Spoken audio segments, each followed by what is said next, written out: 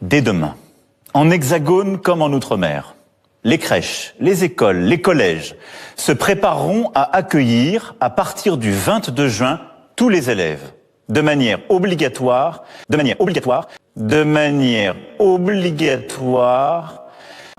et selon les règles de présence normales.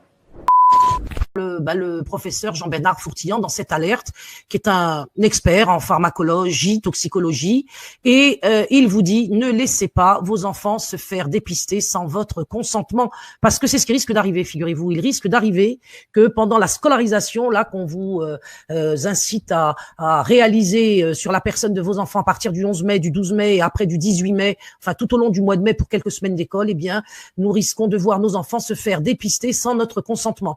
Donc ça, parole de Jean-Bernard Fourtillant, professeur en pharmacologie, épidémiologie, etc.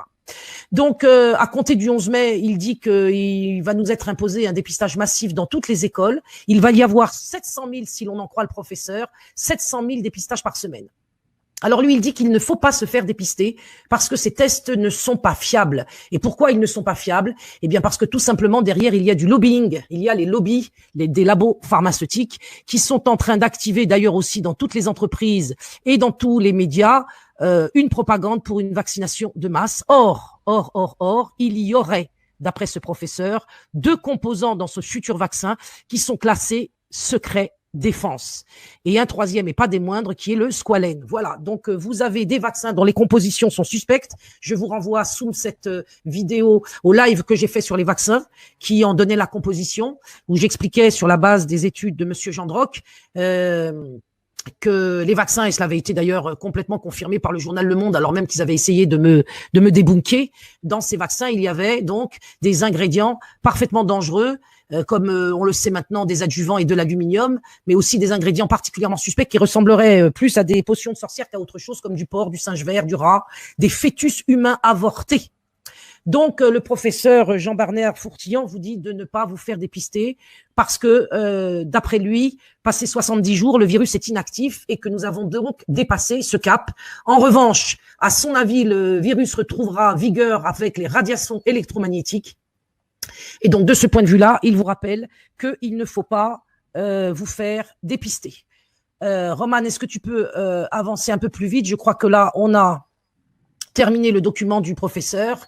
Donc, ce qui risque de réactiver le virus pour faire en sorte que nous ayons en fait un terrain immunitaire affaibli par la vaccination. Voilà le problème. Tout le problème est là. C'est-à-dire que dans ces histoires de vaccins qui sont faits pour notre bien, soi-disant, le risque est que cela va affaiblir notre système immunitaire. Et face au coronavirus, comme à l'égard de tout virus, par exemple, eh bien, nous savons que le rôle du système immunitaire est absolument fondamental. Plus il sera fort et plus il nous protégera. Parce qu'il faut comprendre, en fait, que la création est parfaite.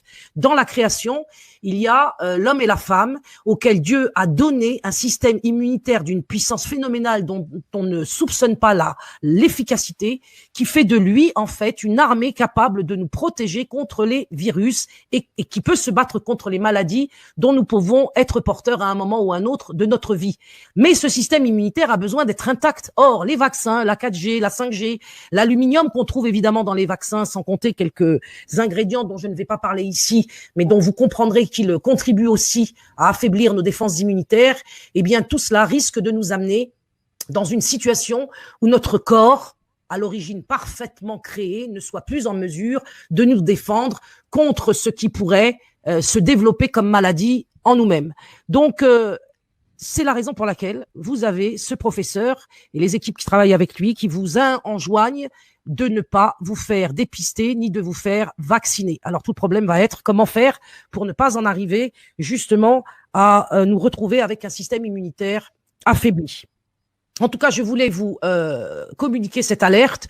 Je la laisse défiler de façon à ce que vous puissiez en prendre connaissance ultérieurement sur le replay de ce live, où vous aurez l'occasion de le relire précisément et à tête reposée. Voilà.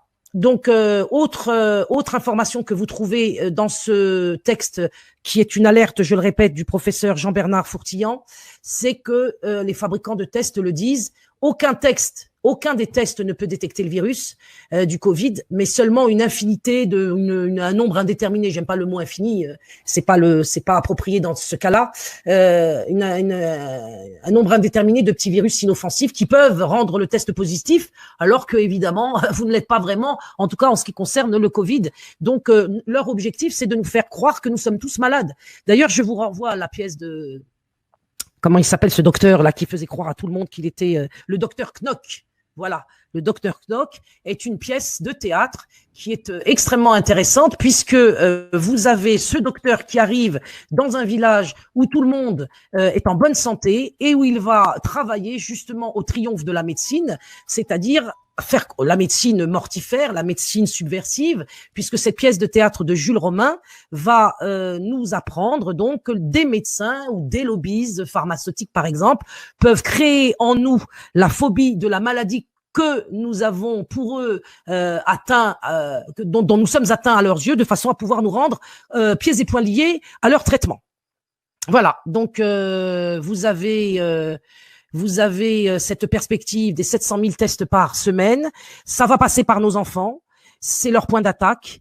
Leur stratégie, c'est le dépistage. Et si nous leur donnons nos enfants, évidemment, nous allons leur, donner ce qui leur manque pour mettre en œuvre cette politique qui doit les conduire à nous mettre à genoux. Parce que leur perspective, c'est quand même la dépopulation. Ils considèrent que nous sommes trop nombreux sur la Terre et cela fait des dizaines d'années maintenant que nous savons qu'un plan se prépare, que vous le croyez ou pas, qui est un plan de dépopulation. Et donc, pour le professeur Jean-Bernard Fourtillan, refuser le dépistage est la seule façon d'empêcher de nous imposer la vaccination en vague 2, parce que évidemment, si nous nous sommes fait dépister et que nos tests seront évidemment positifs, eh bien, ils nous feront croire que nous sommes tous malades et par la même occasion, ils nous imposeront la vaccination avec des composants, je le répète, dont 2 d'entre eux sont secret défense. Donc tout cela est bien inquiétant, mais je vous le répète, il ne s'agit pas maintenant de désespérer ni de baisser les bras. Il faut simplement se rendre compte que nous devons être des hommes et des femmes responsables et que pour être des hommes et des femmes responsables, eh bien cela commence par la protection que nous devons à nos enfants. Et il est donc, à mon avis, impératif que vous empêchiez vos enfants d'aller à l'école le 11 mai, le 18 mai, en faisant en sorte d'être inscrits à l'école à la maison, et je reviendrai rapidement vous dire comment le faire, ou je ferai en sorte de vous mettre sous cette vidéo les liens qui vous permettront d'écrire les courriers à l'inspection d'académie et à la mairie pour garder vos enfants pour les semaines qui nous restent jusqu'à la fin de l'année scolaire, c'est-à-dire jusqu'au 4 juillet prochain. Et regardez que nous ne sommes pas les seuls à penser que il ne faut pas retourner à l'école, puisque si on en revient à l'actualité, vous avez aujourd'hui, d'après le Parisien libéré, un préavis de grève qui a été posé par des instituteurs de l'Essonne.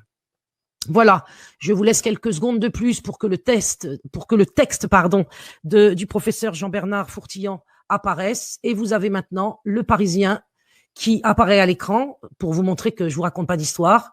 Des instituteurs de l'Essonne ont déposé un préavis de grève qui doit couvrir la période du 11 mai, c'est-à-dire jour de la rentrée, jusqu'au 4 juillet, jour des grandes vacances scolaires, des vacances d'été comme on les appelle maintenant. Donc cet article est très clair, il va dans le sens des conseils que je vous donne. Il est extrêmement dangereux d'envoyer vos enfants à l'école à partir du 11 mai, puisque la crise du coronavirus est loin d'être jugulée. Comme le dit cet article dans la bouche de Samir Alioua, nous étions dans le flou, et ben maintenant on est dans le brouillard. Et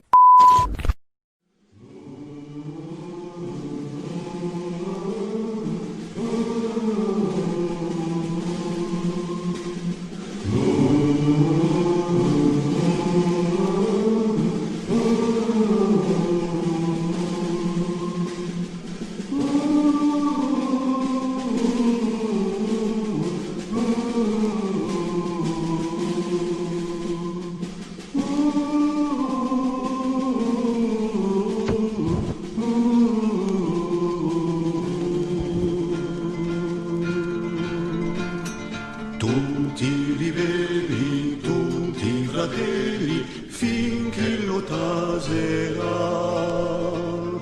Un sangue volso, un perlo rinforzo, sempre rinascerà.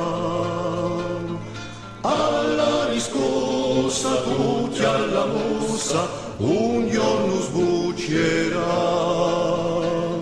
L'indipendenza, nostra speranza, un fronte vincerà.